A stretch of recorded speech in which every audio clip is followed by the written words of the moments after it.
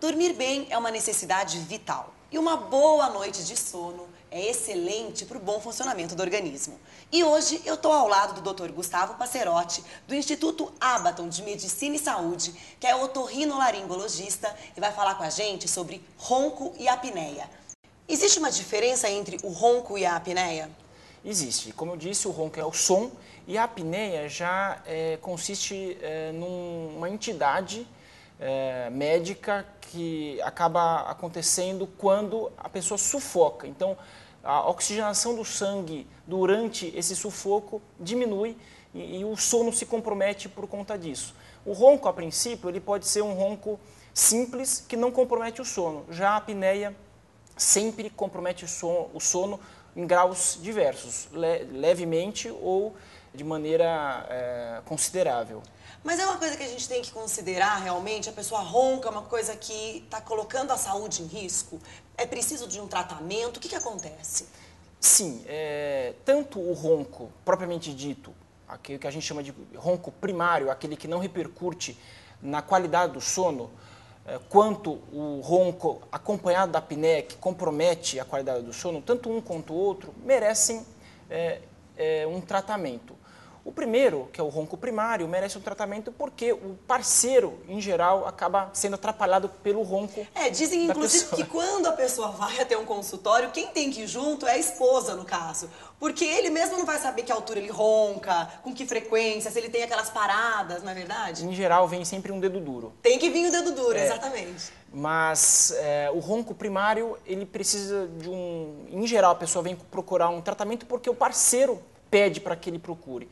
O ronco patológico, vamos dizer assim, que é o ronco acompanhado da apneia, aí é um problema de saúde da própria pessoa, não só pelo barulho que incomoda o parceiro, mas também da própria pessoa, que compromete, é uma doença crônica, como a hipertensão, como o diabetes, então precisa de um tratamento sim. Doutor, a gente tem um VT que vai rodar agora falando sobre alimentação, vamos ver.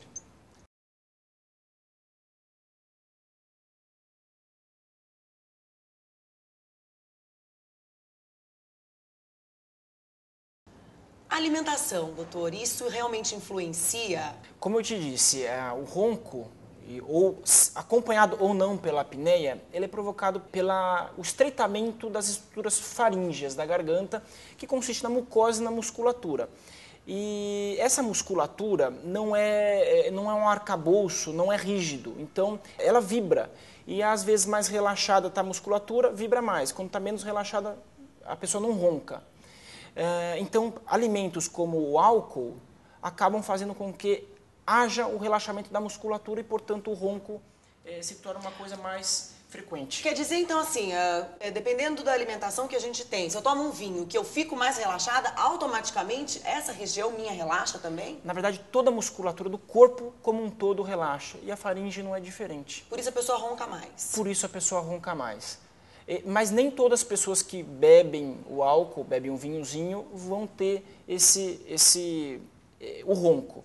Algumas vão ter mais, outras vão ter menos. A gente percebe, eu não sei se é uma impressão minha, mas que as pessoas obesas, elas roncam mais.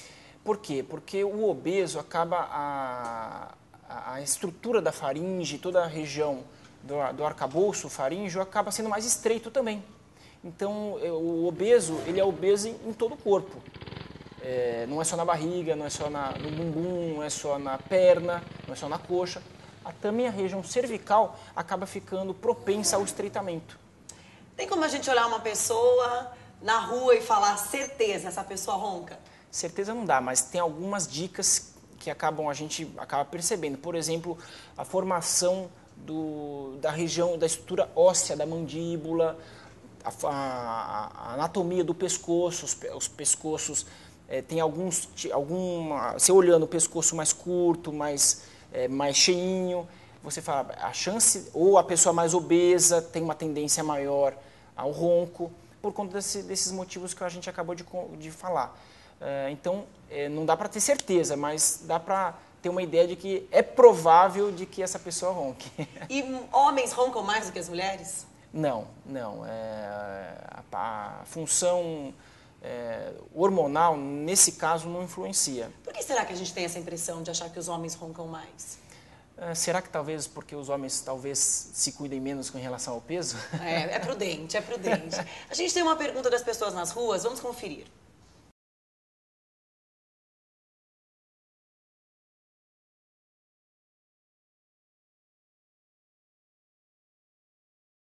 Existe esse perigo, doutor? Perigoso não é. A pessoa não vai morrer sufocada, dormindo, não morre. Mas a sensação é essa, né? A sensação é de sufoco. Então a pessoa acorda assustada, achando que mais uma noite dessa forma ela vai morrer.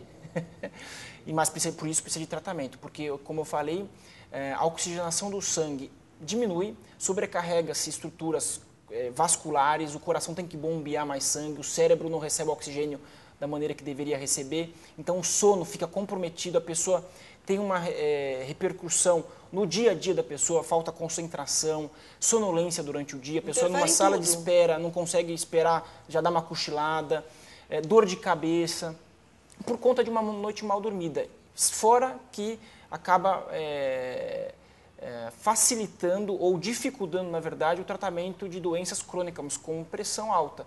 A gente sabe que as estruturas são mais exigidas e, portanto, o controle, por exemplo, da hipertensão fica mais difícil. A gente sabe que existem alguns tratamentos para o ronco, que eu não sei se realmente são eficazes, existe uma cirurgia. Quando que uma pessoa deve realmente recorrer a esse tipo de tratamento ou até mesmo a cirurgia? Bom, depende. Na verdade, a ideia é que toda pessoa que ronque procura um médico, um otorrinolaringologista, para que se faça o diagnóstico correto do motivo do ronco. E aí a gente tem que atuar sobre o motivo. Se a gente acha que o motivo é uma alteração anatômica da região faríngea, pode ser que uma cirurgia surta efeito. Então, isso vai depender realmente de cada caso. E a cirurgia depende também. Pode ser cirurgia faríngea, pode ser cirurgia ortognática. Então, aquela máscara que a gente vê em alguns casos, que a pessoa tem que dormir, o que é aquilo? É uma outra opção de tratamento. Aquilo lá chama-se CPAP, que nada mais é do que funciona como se fosse um compressor. Parece uma máscara de inalação, né? É igualzinho a máscara de inalação, pode ser acoplada ao nariz ou na face, dependendo do caso. Em geral, se acopla no nariz. Então, quando a pessoa começa a sufocar a faringe, a garganta começa a fechar, essa máscara introduz o ar na faringe, não deixando ela fechar. Em muitos casos, isso deve funcionar lindamente. A maioria dos casos, na verdade, esse tratamento é um tratamento que realmente cura o problema, mas é igual usar óculos. A pessoa que é míope, está de óculos, está curada, não é verdade? Ela tirou o óculos, está míope de novo. Então, a mesma coisa, a pessoa que está usando, tem a apneia do sono ou tem o ronco e usa esse aparelho, durante o uso do aparelho ele não vai ter o ronco, não vai ter a apneia. Mas a noite que ele não dormir com o aparelho, ele vai ter repercussão. Cria uma dependência, doutor? Não cria dependência, mas a pessoa acaba se acostumando no motivo de que o dia que ela dorme sem o aparelho, o dia seguinte fica mais difícil. Então a pessoa que dorme, ela acaba querendo dormir com o aparelho, porque ela sabe que o dia seguinte vai ser um dia melhor. A adaptação é bem difícil, né? Porque... Não é difícil. Mas é um aparelho desconfortável, como é que a pessoa vira, aquele elástico? É uma questão, assim, não é difícil de se adaptar. A primeira impressão é que deve ser, a pessoa pensa que é difícil de se adaptar por conta da máscara. Mas não faz barulho excessivo, não atrapalha o parceiro, porque não adianta também eu trocar, se fosse uma máquina barulhenta, troca o ronco por o barulho da máquina. Então, é silencioso, é confortável, não atrapalha. Então, a pessoa se adapta em geral facilmente. Doutor Gustavo, a gente tem uma pergunta dos internautas, vamos conferir.